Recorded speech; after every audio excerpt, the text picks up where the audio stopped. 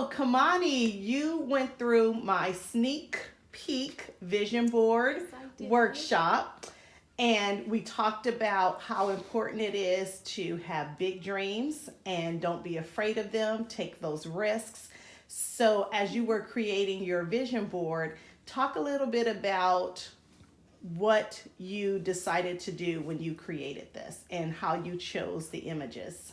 So I decided to focus a lot on my health and career goals, my mental health, my emotional health, and my physical health, mostly overall in this area. I'm a very visual person, so I need a lot of examples.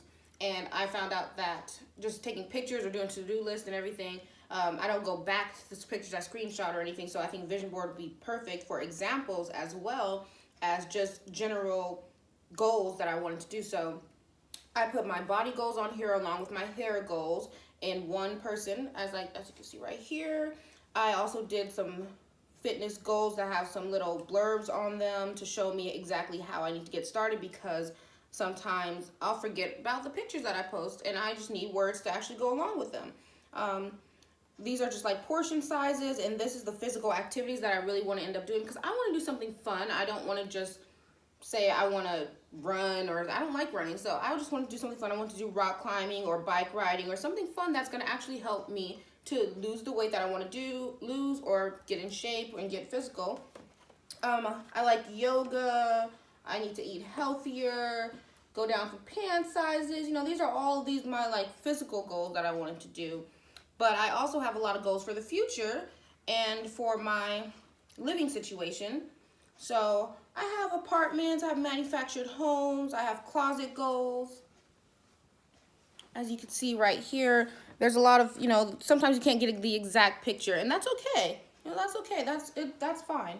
But if I see something like this, I understand myself. I want a minimalist wardrobe. I want something that I could just, throw on really quick and just be happy without clutter in my life. I don't like that kind of stuff.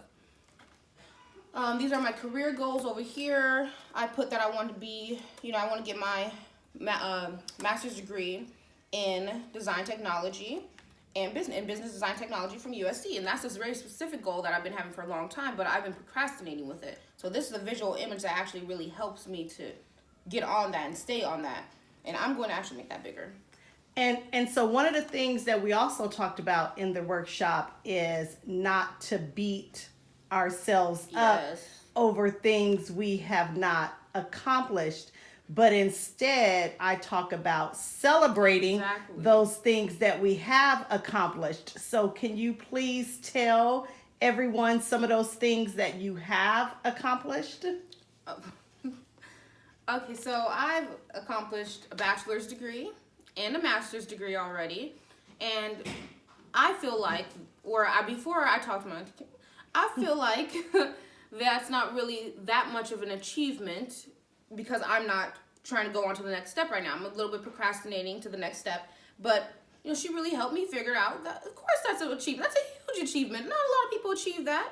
Not a lot of people do that. So she helped me realize, you need to celebrate. You need to stop and celebrate. And something good comes out of that, and it pushes you to the next level, because you know that you want to do that, and you know that you did that already. And even especially because I said that wasn't that hard. To me, that wasn't that hard.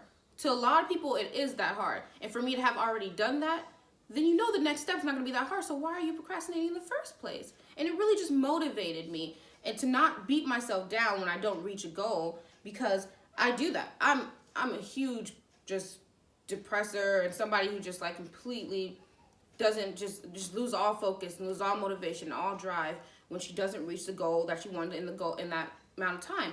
So what we talked about mainly is not to set deadlines for myself and then beat myself up when I don't reach those deadlines. It's to set a time to start to reach those goals. And that's what really, really helped me. That was some really good advice. Thank you. Talk about a little bit about the car that you have up there. I'm 24 years old and I don't have a license, so I want to drive. It's not just me. I want to drive, so I put a car over here because I need my own car, and I also have a car right here because the worst thing about it is I have a car in my grasp. I have one in my garage, sitting there, And I do not drive that. So that's a big goal for me. It's a big goal I've had for a while, and I've never visualized it because I had so much else going on. I've had so many other things going on for so long. But this vision board is really going to help me keep my priorities in check and keep them focused. And I appreciate this as a big visual because this is something I've wanted for a really long time. Okay, and then the last thing is I see you have up there no debt. What kind of debt could you possibly have at 24? Student loans is the biggest debt that plagues people, especially at my age. I need this, I worked so hard to get the degrees that I have right now, but I've also worked so hard to not be in debt. I paid off all my credit card bills, I don't have anything else but student loans actually at this point. It's hard, it's difficult to just see, it's discouraging really. It's discouraging to be like, I want to go and get another degree, but I have all of this student loan debt. That's something that's so hard. So yeah, I want to work towards no debt at the same time, but at the same time, I want to achieve my goals, and I want this to be a reminder. This part of my goals to be a reminder that student loan debt is going to take care of itself.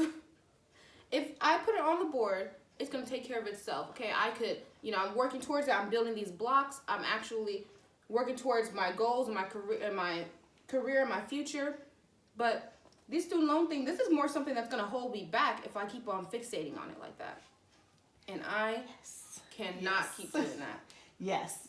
So right now, I know that you've been working on paying that student loan debt. And can you share with us where you were and where you currently are with your debt? Oh, I was at $24,000 in student loan debt from my bachelor's degree. And then I racked up a whopping $58,000, I believe it was 34,000 in pounds because I went out of the country.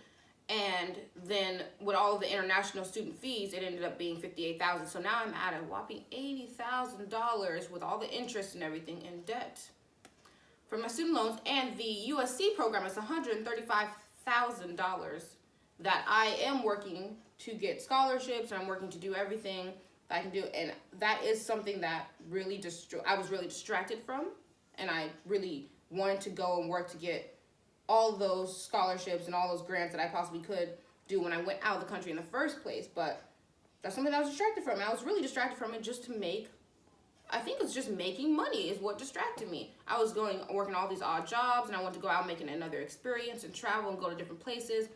But that wasn't my main focus to get rid of the student loan debt at that time. And that's why I'm not really worried. I don't know. I'm just not really worried about wrapping up the extra $135,000 because I know that I have things in place to take care of this for me. I have a lot of stuff in place to do that, folks. No worries. And then the last thing we talked about, because I love Tyler Perry and Steve Harvey. They both talk about dream killers. The last thing we talked about was, who do we tell our visions to, and do we tell our visions to people, and why not? There are some things that you tell people and some things you just do not need to tell them because they will kill your dream. I remember Steve Harvey was talking about his teacher killed his dream, his mom killed his dream. You don't find it in people are supposed to be the most supportive people in your life because yes, they care about you and they want to make sure that you're able to support yourself. But these are your dreams and your passions, and God gave you that vision and needs you, and you're the only one who's going to understand that. You're the only one who's going to know what you have in place and the blocks that you have built and the stages that you have propped up for yourself to actually achieve your goals and achieve your dreams. So there's nobody else. You don't need to tell people everything because they're just going to try to tear you down. That's all they're going to try to do sometimes. And you can have judgment on the people that you tell it to, and you know that they're going to be on your side and support you no matter what. But sometimes that's just not the case, unfortunately. And I have a lot of things that I don't tell people because they might be like, I didn't tell my mom when I was going out of the country to go and get a degree. She was until I think a few months before I was supposed to go. And because someone looks at you, they'll look at you and they'll be like, what are you doing? You're racking up all this debt, or you're going out and you're doing something that you don't really need to do. You know, you don't really need to do this right now. You can go to any other school over here. It might be even better schools, but I wanted the experience, and I made those connections when I got over there. I made those connections for the businesses that I want in the future. I met people. I did things that can go international, and it's insane how much I didn't expect to come out of that experience just because I took that leap of faith, and I did that despite what anybody else said. And no one brought this up to me that it was going to be like this. I just thought I was getting a degree. All right, so, and you said the magic word, the name of the vision board workshop that I will be running on January 4th is "It's Time to Take a Leap of Faith." So I want to make sure that everyone knows where they can sign up for the vision board workshop, which you can go to Eventbrite. You can go to my Facebook page, and there is a link there, 8 Pearls of Wisdom. You can go to my website, kimamorrow.com, and there's a link there as well. So I look forward to seeing you all. Spaces are limited because I want everyone to experience what Kamani experienced, that more one-on-one attention where we can actually talk through some things and really help you get ready for 2020. Thank you.